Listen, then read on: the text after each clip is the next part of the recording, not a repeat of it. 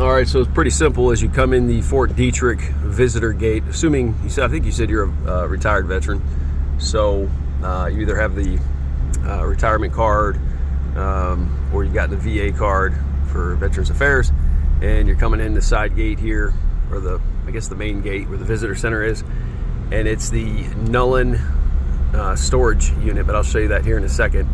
It's pretty straightforward. I just came in the gate, coming straight through. I'm gonna go halfway around this turnabout, or this circle here, and go straight through. And you can see the RVs parked over here. And it's actually not this front lot, it's the next turn. So again, you can see I'm passing this front lot, turning in on this second turn past the one way. And then taking a left here, it says Nullen RV lot. And just coming straight back through to spot number 34. All right, so here's the set of keys. And I'm gonna do a quick run through on just a few things that may not be in the previous videos, and things that I've picked up on in the last 4 months while I had it out. Just little nuances, little things you wanna make sure. But I'll put these keys right over here in the, other side, in the hot water tank area. So you'll just kind of spin this, pop it open, and you'll see the keys sitting down there. So this key here on this chain is going to be for this. You'll want to connect this, disconnect it obviously to set up your trailer, and then put it back on as a lock when you go to separate your car. And of course, trailer 101 is I'm going to have the yellow chocks either in this storage here or right in the front door, along with the hitch if you need a hitch and ball setup. But those are going to be the very first things that you're going to put down and or pick up when you detach and attach the trailer. Obviously, you don't want the trailer to roll off as you're attaching and detaching. I got this gauge on here. They only fill it up to about 70 to 80%, so it's going to be set about right in the middle of the green, and you will not want to replace this tank. You're only going to refill this tank. It doesn't fit right if you do a separate tank, so refill only.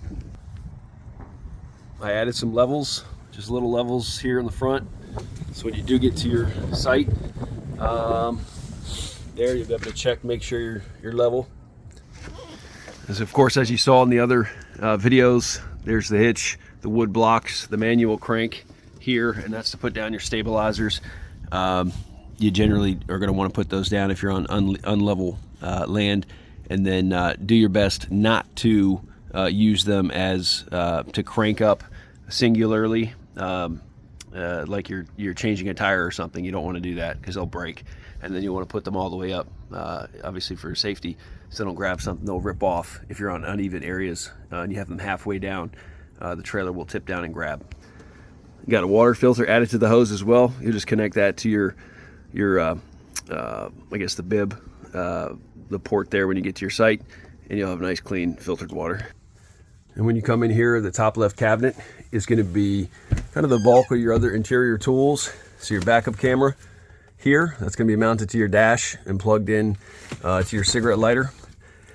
And that's going to connect via the Bluetooth 7-way pin. So you can see that that's going to be the adapter for the trailer. And this is going to go into the back of your truck. So you can plug that in and then connect to your trailer. And then you should have, you'll want to turn the headlights again on, not auto, on. And that way you'll get the vision to the screen there on the mount. The heater here works pretty well, but you'll obviously want to make sure the propane is on. So out where you saw the dial there, just crank the propane on a little bit. And you can leave that on as long as you have the heater on or the hot water heater for the shower. Otherwise, you'll encounter the carbon monoxide detector, which is down here with the green light. If that goes off, which it probably will in these windy conditions, the pilot light for the hot water heater is underneath here. And then of course the heater there. And if there's any gas, just a gentle leak anywhere in the trailer, that will go off. So to turn that off and reset it, you'll want to just push the button right there. If you're traveling with a pet, I always recommend, if you have the heater on and you leave them in here, or if you're sleeping at night, just leaving this open for ventilation, just in case the pilot light goes out, gas, propane starts leaking a little bit. Just to be cautious. Never had any issues, but that carbon monoxide detector will go off randomly. It'll probably scare you, but just kind of keep some ventilation and make sure that as long as that pump is on, or as long as the tank is open, that you have one of these heater sources on. And of course, if it gets hot one day, make sure this is completely off, because if you go to turn on the AC, you're going to blow a fuse. The toilet, of course, is going to have pedal flush, and in the event that the pedal flush, you might see occasionally some condensation. Let's say the heater's on, condensation might gently build up here. You might see some gentle water that flows down the walls. Don't be too concerned. We haven't been able to find any leak behind from the shower and or the toilet, so I think it's just condensation. Don't be too worried about that. Very, very, very important. You want to be mindful of freezing temperatures. So if you're leaving the trailer sit, hopefully the heater's on. It'll keep the interior piping warm. Shouldn't freeze, but as you're traveling, the pipes could potentially freeze. So I've drained the hot water tank, which again I showed you outside, and I can show you where that is. So basically, if you do need to drain it as you're traveling back and it's freezing temperatures, you're simply going to use the little hex bolt in here, hex driver, whatever it's called. I think it's this third one here in the middle, and that'll help you open up the valve to drain the remaining water, which I'll show you here in a second. The TV is going to be strapped up. It is a little loose, not at the base, but on the arm. So make sure you always, always, always strap this TV up when traveling, or else it could fall off or come out and break.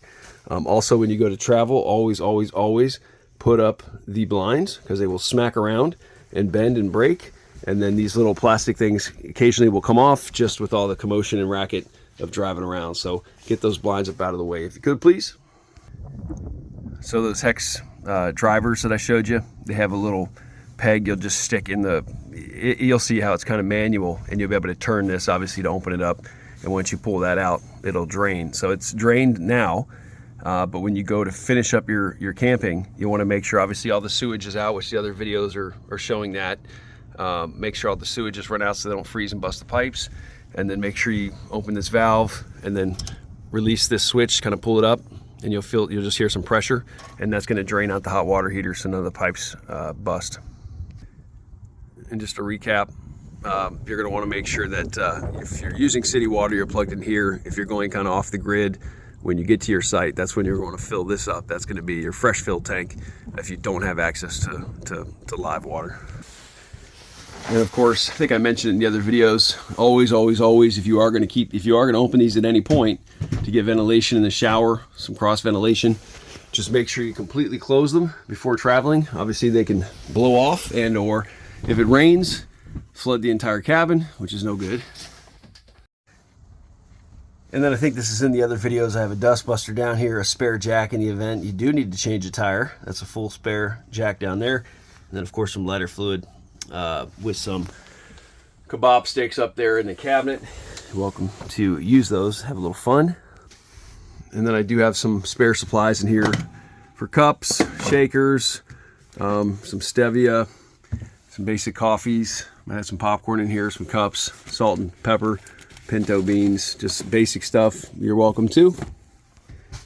And then one thing I think I mentioned in another video, if you do go use the stove, again, make sure the propane tank is on. There is no pilot light for the stove, so you do need to use, and again, I have supplies in here for cleaning, pots, pans, some plates, paper towel, single ply, but I do have the little torch lights and the kebab sticks down here, some hand soaps, basics, utensils. Again, you're welcome to bring whatever you want. You're welcome to use whatever's in here, but use that as your pilot light, crank it on, light it, you're good to go. And again, I think I mentioned that you do have the main cabin light turn on over here. So your awning, of course, I showed that. You'll want to make sure that's not all the way out. I talked about that, but make sure it's all the way in, of course, before you travel. and then the outdoor LED light along with the indoor cabin light. But you also have the ability just to kind of press them in for individual use. Oh, and I got this little mirror here. So obviously you want to make sure that that is taken off, you know, when you start traveling, or put it up if you'd like to use it. And this key here, purple, is gonna, I just usually lock this one here for this handle. This one locks the door as well. Just keep it simple. But very important, something I forgot to mention. I'm not sure I put it in the video, and this might be silly, but a lot of times people go to shut this when they're inside. They go to shut it and they pull on this handle, they pull on this is gonna break, they try to pull on this. Please, please, please use this at all times. No need to slam, just kind of pull firmly. So whomever's with you, make sure they know that, or else they're gonna break this, or they're gonna break that, they're gonna break this. Thank you. And then again, just a reminder to drain your sewage, drain the water. And then of course, if you recall, there's gloves up in that cabinet up there, and when you first come in, remember you're just gonna pull this off, and you got 2 connected pipes in here. You just pull them out. You can use both, they're connected already. And then all the connectors to connect it to your sewage is gonna be in that storage there. Right in there. It's in the trash bag. And so you'll pull that out and then connect it to the sewage lines as we went in the previous videos. And then of course, when you're done, feed it back in there. It's gonna be a little snug. Just keep pushing it, keep feeding it, and cap it. And you should be good to go. Appreciate it. Let me know if you have any other questions, and feel free to reach me. I will be out of the country, but I should have reception or be able to email you in response, and you should have a great time. Thanks.